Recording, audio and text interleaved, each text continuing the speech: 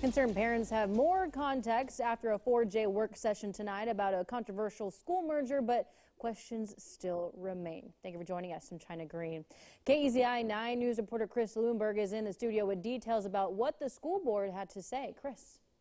Yeah, that's right, China. Tonight's meeting was largely a look back at how planning has gone since voters passed a $319 million bond to replace 3 aging schools back in 2018. Board members tell us the process has been going on for 3 years, but some parents are anxious as construction nears and details are still being ironed out. The new North Eugene High School will be displacing Eugene Gocwin and Corridor Elementaries, and parents are wondering why they'll be merged with the old North High and Kelly Middle Schools, respectively, instead of getting a new transition school like schools in the South. According to administrators, budget constraints guided their decisions. We have a $319 million bond, so I get a little nervous when we start to play with the money a little bit in terms of not being able to completely fulfill what we promised our voters.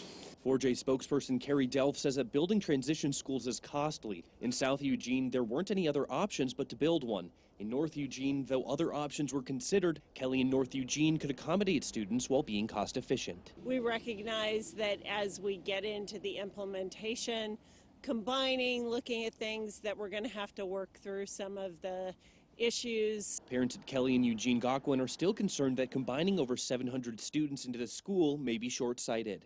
I think they're doing the best they can to address the scenario. It's unfortunate that we don't have the funds available or the room or the time to just generate a new building out of nowhere. Teachers also say the unknowns about how Kelly will accommodate the students are a cause for stress. We have a huge number of teachers who have spent their entire career dedicated to our school and our building and our students, and they're looking at it like maybe this is the time to go.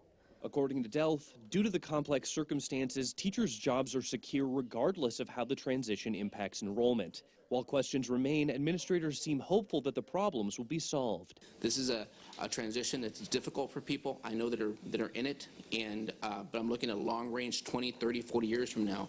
What do we want our programs to be? Administrators from Kelly Middle School will be discussing their transition plans specifically at a second work session on December 4th.